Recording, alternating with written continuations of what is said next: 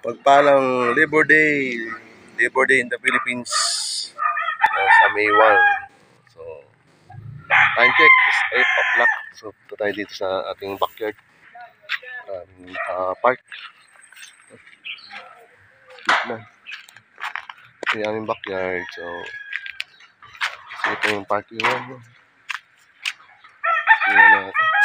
So, lakad tayo dito. So, ito yung lugar namin. So, real place. Yeah. Tayo naglalakad lang.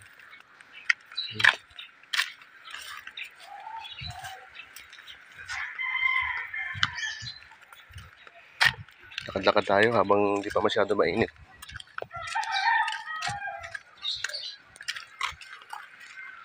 Hello out there sa lahat po ng followers ko. Thank you for your continued support.